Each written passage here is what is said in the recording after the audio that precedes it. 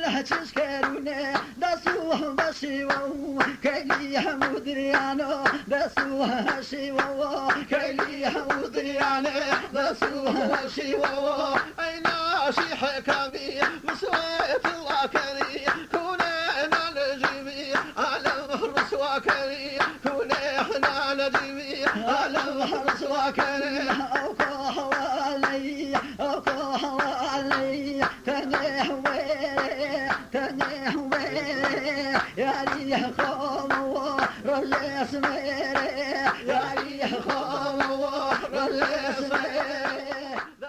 ناوی تەنگیسەر بە جوگرافیایەکی تەنگەڵان و داخراو دەوترێت. ئەمەش پێچەوانەی هەڵس و کەوت و شێوازی ژیانکردنی دانیشتوانەکەیەتی. خەڵکی ئێرە کەسانی کۆمەڵایەتی و میواندۆست و خۆشمەشرەب و زمان پاراون. هەرچەندە بە شێوەزاری سۆرانی گفتوگۆ دەکەن، بەڵام دەکەونە جوگرافیای هەورامانی ژاوەرەوە. سەر بە ناحیەی سیروان و پارێزگای سنەیە، 6 کیلۆمەتر لەو شارەوە دوورە. ژمارەی دانیشتوانەکەی زیاترە لە 2000 کەس لە 450 خانەوادەدا کۆبوونەتەوە. ڕەچەڵەکی دانیشتوانەکەی لە چەند بنەماڵەیەک پێک دێت و هەر بنەماڵەیەک لە شوێنێکەوە هاتووە. هەرچەندە تا ئێستا مێژووی ئەم گوندە ساغ نەبووەتەوە، بەڵام هەندێک بەڵگەی شوێنەواری لەبەردەستن بتوانین ڕۆبچینە ناو وێزگە مێژوویەکانیەوە. دەرگاکان واڵا دەکەن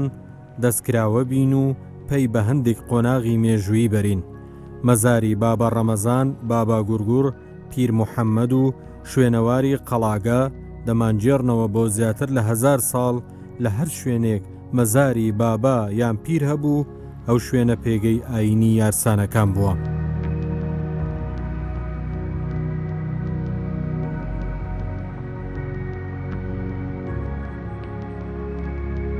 لێرە دانیشتین بەناو ئاوایی تەنگیسەر.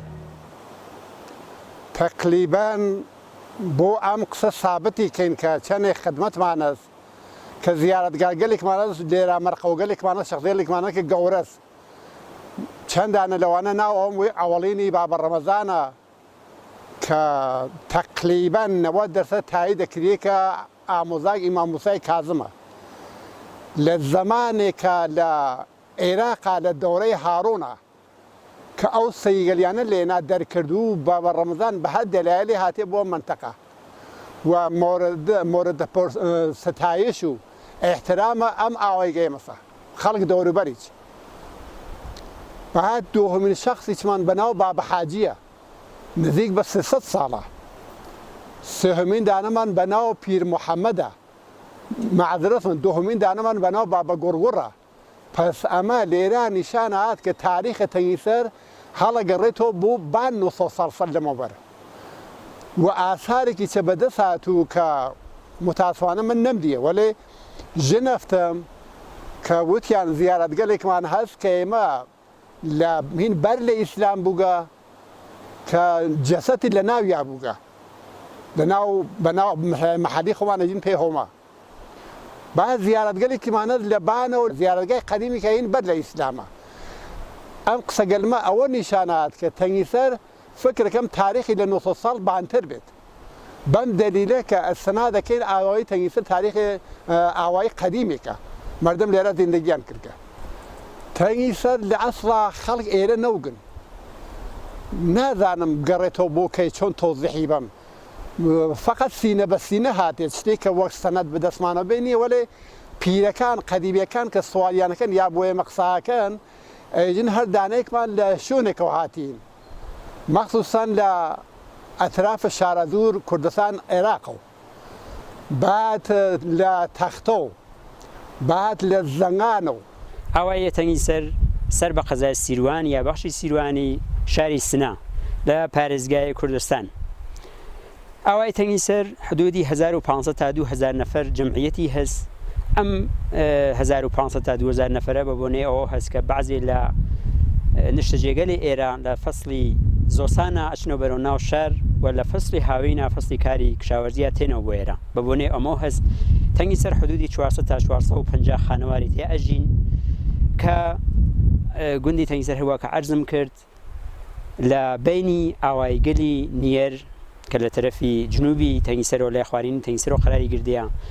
ئاوایگەری بێساران پایگەلان سەرڕێز گواز و شیان خراری گردیە کە ئەم ئاوایگەلە کە عەرزم کرد کولەن زاراوەی هۆرامی و توێژەکەن بەڵام ئاوای تەنگیسەر بە زاراوەی سۆرانی ئەردەڵانی وتوێژەکات ئەمە دانێت لە جیاوازیگەلێکە کە ئاوایی تەنگیسەر هەسی کە ئێمە لەگەڵ ئاوایی مێراوی شەر هاوسین بەڵام ئەوانی شەر سۆرانین وەکو ئێمە ئاوای تەنگیسەر سەر بە هەورامانی ژاوەڕوە کە لەسەر سنەی ئێرانە و ئەمە بووە سەبایسەوە کە ئاوایەکی گەشتیاری یعنی لە پایگەی هەورامان شناسیە قرارە ئیمساڵیش بە عنوان ئاوایی گەشتیاری سەپتێ ملیە بکرێت لە ساڵی 1390 شاڵبەتا تەنگیسەر وەکو ئاوایەکی گەشتیاری لە کۆمسیۆنی گەردشکەریە سەبت بووگە لە ساڵی 1394 ئاواییە تەنگیسەر وەکو ئاوایەکی گەشتیاری و فەرهەنگی لە بینی 32,000 گوندی ئێرانە ناسراوە کە ئەمیشە دانێت لە سەربەرزیگەری ئاوایی و تەنگیسەری خەڵکی تەنگیسەرە.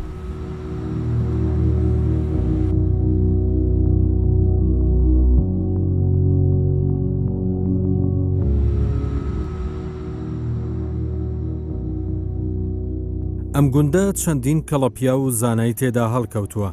مەلا سەعید یەکێکە لە زانادیار و بەرچاوەکانی ئێرە و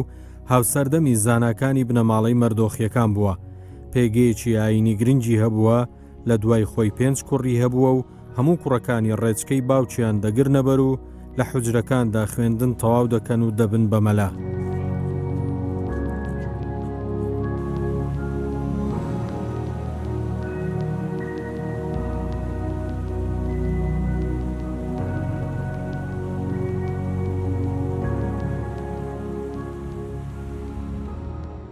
لەبارەی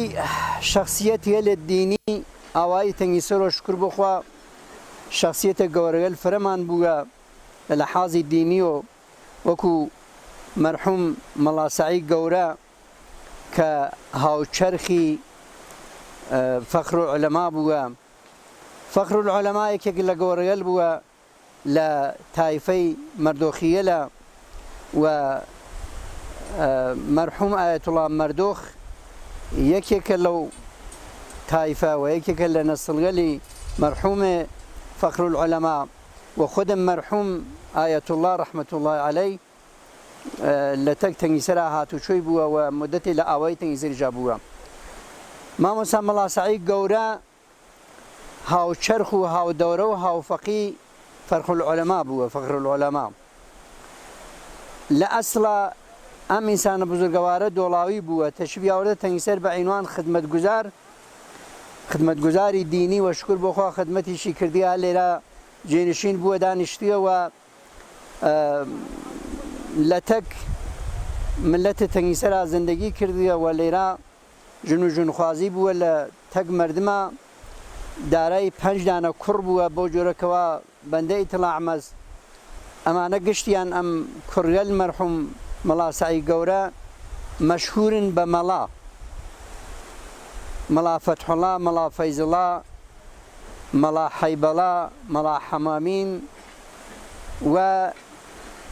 مەڵا نەسرڵڵا. ئەم 5 کوڕی مەرحومی مامۆستا مەڵا سەعیە هەر 5 مەشهورن بە مەڵا. یا مەسەڵەن مەرحومی مامۆستا مەڵا عەلیمان بووە. مامۆستا مەڵا عەلی ئینسانێکی متەدەین ئینسانێکی باسەواد ئینسانێکی خزمەتگوزار و ئینسانێک بووە لە هەر جهەتێک و خزمەتی کرد بە مردم دا ئەوجەیە کە توانیە حتا فرێژ متەکی بە مردم نەبووە خۆی بۆ خۆی وەک ئینسانێکی عادی لە ناو کاری ڕۆژانەی خۆیان لە ناو باغ و باغاتی خۆیان کاری کردیە. مامۆستا مەڵا عەلی ئینسانێک بووە با شخصیت با سەخاوەت خۆشمەشرەب لە تەک مردمە و مەرحوم مامۆستا مەڵا سەلامان بووە کە هەم خۆی هەم باوکی دەرەجاتیان عالی بێ ئینشاءالله خزمەتی باشیان کردێ بە مردم هەم لە حازی دینی و لە حازی اجتماعیە. و شخصیەتێ لێ تریشمان بووە هەر لە ئاوایی تەنگیسەرا ئینسانێلێکی بزرگەوار وەکو مەرحوم مامۆستا مەڵا تایر غەفاری کوڕ مەرحوم حاجی عەلی محەممەد لە تایفەی غەفاریەل و مەرحوم مامۆستا مەڵا حەسەن کوڕ مەڵا فەیزڵڵا ئەوێتە کوڕەزا مەڵا سەعید گەورە و میزا سەعیشمان بووە ئەوژە ئینسانێکی فەعال ئینسانێکی تێکۆشەر ئینسانێکی دڵسۆز و ئینسانێکی لە ناو مردمە ئیجتیماعی و تاریخی تەنگیسەر چونکە متەئەسفانە سەنەدێکی قەتعی بەدەستمان نییە ناتوانین بێژین تەنگیسەر بگەڕێتەوە بۆ چەند ساڵ دەمەوبەر ئەمما بۆ جۆرەکەوا نیشانەگەلی هەست تەنگیسەر ئاوایی تەنگیسەر نیشانەگەلی هەست وەکو مەسەن ئاسارێ لە باستانی کە ئیسەوە دۆردە ئەکەفێتە دەرەوە ناو باخەکانە ناو کێژەکانە تەنگیسەر من دەتوانم بە جورئەت بێژم بان 1000 ساڵ تاریخی خدمەتی هەست چون ئینسان مەسەڵەن لێرە مەرقەوەل زیارەتەڵانێل گەورەمان هەزهین گەورەگەلی دینی وەکو مەسەڵەن بابە ڕەمەزان وەکو مەسەڵەن باوەفەقە حاجی ئەوەسەلەم خواڕۆکە ناوی مەشهورە و پیر محەممەد و دانێتمان لەم ژوورۆ شخصیەتی گەورە بووە بابا گۆرگوڕ ئەمانە شخصیەتی دینی بوون هیجرەتیان کردیاتینە سەر تەنگیسەر لە تەنگیسەرا زندگیان لە تەنگیسەرا فەوتیان کردووە دروسە ملەتە تەنگیسەر ئەلان تەنگیسەر خۆی حدود 450 خانەوارە و ئەم 450 خانەوەرە ئەگەر تەقسیمی تایفەیی کەین لە حازی تایفەیی و هەر تایفەیەک لە شوێنێک هاتیگن مەسەن تایفەی مەڵا لە دۆڵاوە هاتین جەماعەتێکیان تایفەی تەختەریەی لە تەختەوە هاتین مەسەن تایفەیەکمان بوو بەناو قارەعەرە و لە عێراقەوە هاتین وە وەلێ ئەمانە ئەونا هاوزیستیان بە یەکۆ بووە ئەونا هەمبەستگیان بە یەکۆ بووە مەگەر ئینسان بپرسێ بێژێ تۆ لە کام تایفەی بێژێ من حتا خۆشی شاید بۆ جۆرە نەزانێت چونکە شکر بخوا ئەوە تایفەگەرایی و قۆمگەرایی لە ناویانە نەبووە گشتیان وەکو یەک بووگن زندگیان باش بووە ئیتیفاقیان باش بووە وەلێ شتێکە کە جێگەی تەئەسوفەکە ئەشێ من ئالێرا بێژم ئەم مامۆسا گەورەگە لە ئەم مامۆسا بزورگەوارگە لە ئەم گەورەگەل تەنگیسەرەکە بوون لە حازی دینی و ئەسەرێکی و نوشتارێکیان نییە لە خۆیان و گیان هێشتوێت لەبارەی خۆیان و لەبارەی فعالیت خۆیان و لەبارەی ئاوایی تەنگیسەر و لەبارەی مردم تەنگیسەر و لەبارەی مەسەڵەن جغرافیای تەنگیسەر لە منتەقەیە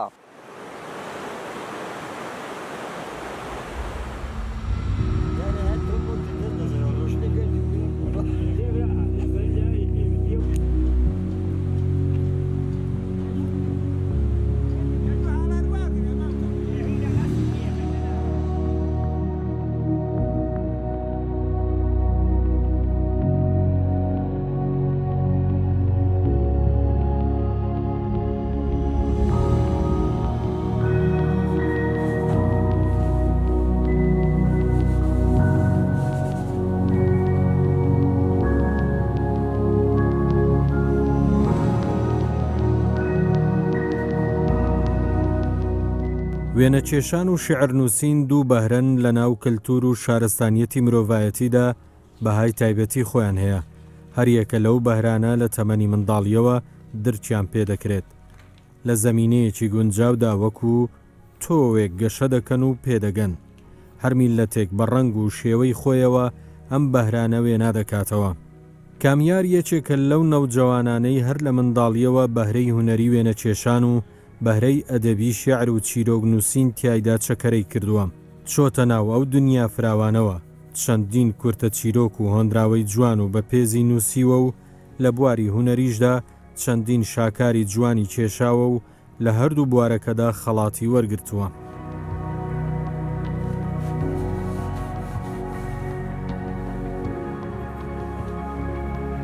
من لە زەمینەی شێرە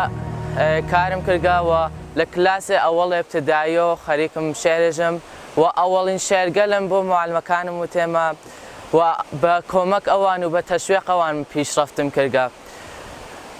من لە زەمینەی نەقاشی و تەڕاحی کارەکەم و ئەوی چەربازم لە کلاسی ئەوەڵ ابتدایی و کارم کردگا و ئەوەڵی نەقاشیگەلم بازم بۆ معلمەکانم هدیەمدا بۆوان و بە کۆمەک ئەوان بازم پیشرەفتم کرد و بە کۆمەکەوان گەیم بەم مەرحەلە من لە زەمینەی چیرۆک و داستانوتن و چیرۆک کۆرتە چیرۆک کارم کردگا و ئیسا من لە مسابقەگەلێ شرکەتم کردگەوە چیرۆکگەلێکم بە ناو خۆمەوە چاپیان کردگەوە لە مسابقەی فرا بەرەندە بووکم و تانیکمە مەقامی ئەوەڵ کەسب بکەم من گەورەترین مشەوقم ئەوە ڕادایک و باوکم بووگن دوایەوە معلمەکان بە کۆمەک معلمەکان مەخصوسەن خانمێ سۆیبێ ئۆستادی و واقعاً بە کۆمەکەوە من تانیم پیشرەفت بکەم و ڕۆشت بکەم لە زەمینەی شێر و تەڕاحی و چیرۆکوتنە وەختێ کەسێک شێرێژێش هەرچێ کەسە بە نەزان منە تایان بێتە شاعرێ وەلێشێ بە هەر شتێ وایە وینن دیدە متەفاوتتان بێت لە نەزەرتانەوە فەرقکە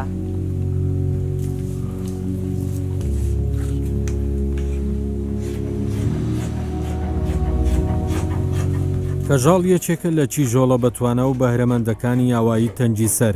پیشەی سەرەکی درومانیە ماوەی 3 ساڵە دەستی پێکردووە پێشتر بۆ ماوەی 6 مانگ لە بەردەستی وەستایەکی دروماندا شاگردی کردووە نابراو لە تەمەنێکی کەمەوە دەستی پێکردووە لە بەرامبەر پاڵپشتی و یارمەتیدانیدا سوپاسی خانەوادەکەی دەکات بەپێی وەرزەکانیش ئیش و کاریان دەگۆڕێت لە وەرزی بەهار و بۆنە و جەژنەکاندا بازاڕیان باشە و لە وەرزەکانی تردا کەم دەبێتەوە لەو کاتانەشدا ئیشی درومانی ناکات بەکارە دەستیەکانەوە سەرقاڵە و فێس و کڵاوزێر و مێخەک دروست دەکات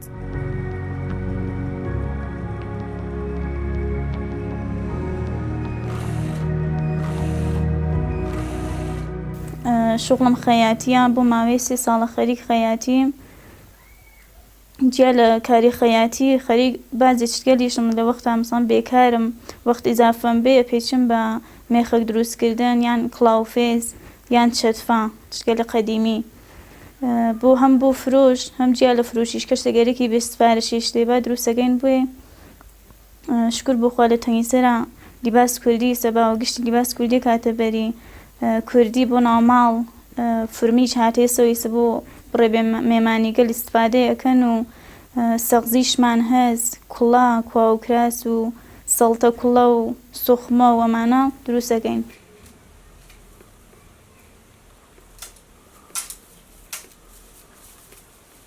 خەریک شاگردی بووم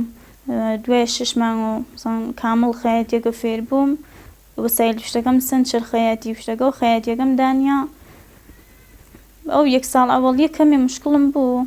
ترسێکیشم نە و هەر بێدوێنێ ترس کارەکەم ئەنجامەدا حساسەکەم تا ڕیسکنەکەم ناتانم خەیاتێ مۆفەقێ بم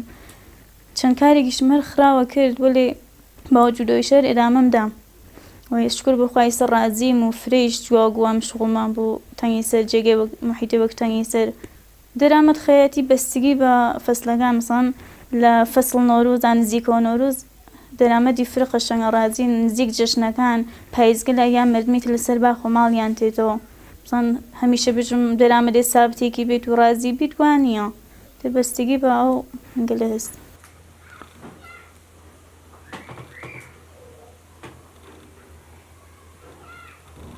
شکر بۆخوا لە تەنگیسەرا جوانەکانمان فرە فەعالن حاڵ حاصل دانیشتوومان هەست و دوکترامان هەست لیسانسمان هەست فوق لیسانسمان هەست مهندسمان هەست معلمیشمان هەست و دوکتریشمان هەر هەست وەیسە لە سنە و شارەکان ترا خەریک کارن دامەرزیاگەن جیا لەویشە لە تەنگیسەرا ژنەکانیان بڕێکیان دوکانیان دانیا کەلوپەل ژنانە فرۆشتن و سەرگەرمن بە ئەو کارگەلە و جیا لەوانیشە تاوسانگەل فەسڵ کار وەمانە شان بەشان پیاکانیان یان خانەوادەیان خەریک کارن ماف ژن لە تەنگیسەرا فرە پارێزیێت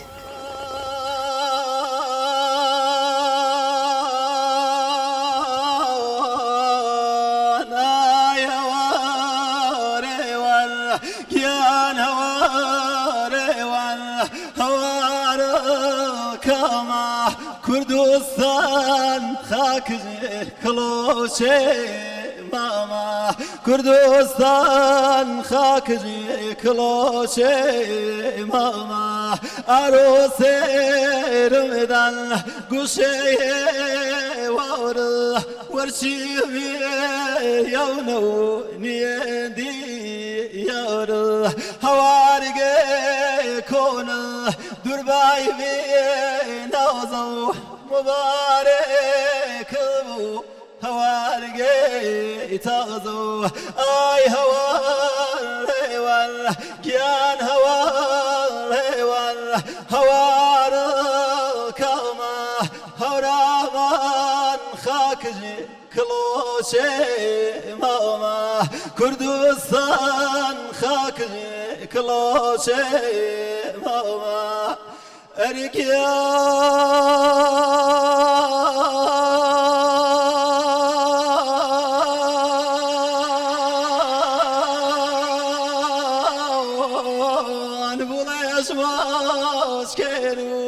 هوارقو پاریل اسم زانو راکی واریل اسم زانو راکی واریل نەورۆز واتای ژیانەوە و ئاشبوونەوەی دڵەکان، واتای زیندووبوونەوەی درەختەکان لە ناو گۆڕستانی زەویدا، واتای گەشانەوەی ڕەنگە متبووەکانی وەرزی زستان، واتای نەمانی سەرما و سۆڵە و گەڕانەوەی تین و تاوی دەسەڵاتی خۆر دەگەێنێت. ئەم واتایەنە لە ئاوایی تەنجی سەردا لە کاتی زەردەپەڕدا لە تیشتی ئاگری ئێوارەی نەورۆزی ئەم گوندەدا دەگاتە ترۆپچی خۆی. نەورۆزی ئێرە مزجێنی هاتنی ساڵێکی نوێ و ژیانێکی نوێی پێیە. دانیشتوانی تەنجی سەر لە ڕۆژی نەورۆزدا مەبەستیانە لە ناو زێدەکەی خۆیاندا چێژ لە پێکەوە بوون وەربگرن. ئەوە نییە لە دروشمی مەراسیمەکەشدا ڕەنجی داوەتەوە. لەم ڕۆژەدا کوڕان و کچانی ئاوایی بە زەردەخەنەکانیان مانا بۆ ژیان دەجێڕنەوە، حیکایەتەون بووەکان زیندوو دەکەنەوە. ئەوەندە بە ئیرادەوە ئامادەکاریەکان دەکەن بە گەورەترین مەراسیمی نەورۆز لە ڕۆژهەڵاتی کوردستاندا دائەندرێت. ساڵانە 30,000 کەس تیایدا بەشدار دەبن. لە هەموو لایەکەوە میوانەکان ڕوودەکەنە ئێرە و ساتێکی خۆش دەگوزەرێنن. ناوی تەنجی سەر لە سەروێنەکانیان تۆمار دەکەن و لەگەڵ یادگاریەکاندا لە زیهن و یادەوەری میوانەکاندا دەمێننەوە.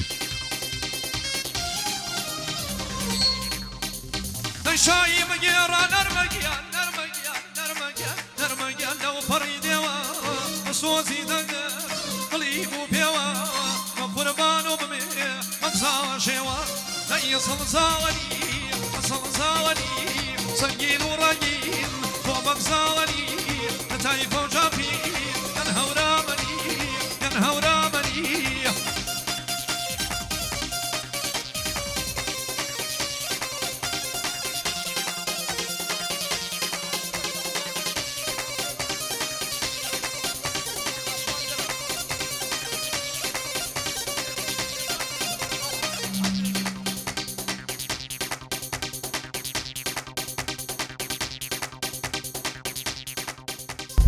خب نەورۆز لە خێلی هزار ساڵ چەند هزار ساڵە نەمەوبەرە وجودی بووە و هەر ساڵان نەورۆز گیریاگە و هەر شۆنێک بە شێوەیەک و ڕێوڕەسمێ تایبەت. بۆ نمونە لە منتەقەی ئێمە کە تەنگیسەر سەر بەژاوەروی هەورامانە و لە جغرافیای ئیمڕۆوە بەژاوەروی سنا سەر بە قەزای سیروانی سنا مەشهورە. خەڵکەکان لە ڕۆژێ بەر لە نەورۆزە شەوەی کە سەحایە نەورۆز بوو لەبان پشتەبانەکانەوە ئاگریانەگرەوە و مناڵەکان بە جلوبەرگی ڕەسەنایەتی و کوردیە و بە تەڕوتەمیزی بۆ نەورۆزانە سەردان ماڵەکانیانە کرد بە ڕووی خۆش بە ئستقباڵیان لێوەکرد و نەورۆزانیان پێدان. قۆم و کەس و هاسا و بەراساکان سەردانی یەکیانەگرت، دڵ ئازاوایی و پیرۆزبایی ساڵی تازایانە یەکەکرد. لە چەند ساڵی ڕابردووە 10-15 ساڵی لەمەوبەر دەسێک لە جوانە ڕۆشنفکرەکان فعالگەلی عەرسەی مەدەنی و فەرهەنگی ئاوایی تەنگیسەر دانیشتن فکریان کردەوە کە ئەم دابوو نەریتە ئەم فەرهەنگێک ئەسیری کوردەواریە پەرە پێبن بە شێوەیەک کە هەم باشتر بەڕێوەبڕێ هەم ڕێزی لێ بگیرگێ. خۆب دانیشتن چە بکەن کە بتوانن نەورۆزێک هەم لە شانێ ملەتی کووردا بێ ولا هەم لە شانێ مردمی شەریفی ئاوایی تەنگیسەرا بێ ئەنجامی بن. بۆ ساڵ ئەوەڵ تەنیاتن خەڵکیان لە شەوێکەوە قەرارە لە پشتەبانەکانەوە ئاگرکەنەوە هەمزەمان لە تەک ئاگر پشتەبانەکانە لەبەر ئاواییە جەمە بوون و ئاگری کۆگای ئاگری جوانیان ساز کرد و بە دۆر ئاگرەکە شایی و هەڵپەرکیان کرد. ئەمە بوو بە هۆیەوە کە خەڵکەکە بی لەوە بکاتەوە کە ئێمە ئەتوانین باشتر بە جەمیەتی باشتر بە بەنامەی باشتر فرەتر خەڵک جەمەوەکەین هەم بەیەکەوە ئەو ڕەسەنایەتی خۆیە بۆینە بەرەوە هەم نەورۆزی لە شان و مەنزەڵەتی کووردا بەڕێوە بوون لە ساڵە بعدا ئاوایەکان هەمجەواری ئاوایەکان هاوسای خۆیان وەک نیەر و مێراوی سەربەرزیان داوت کرد هاتنێ لە مەراسمێکیان جوانتر و ڕێکوپێکتر بەڕێوە بن.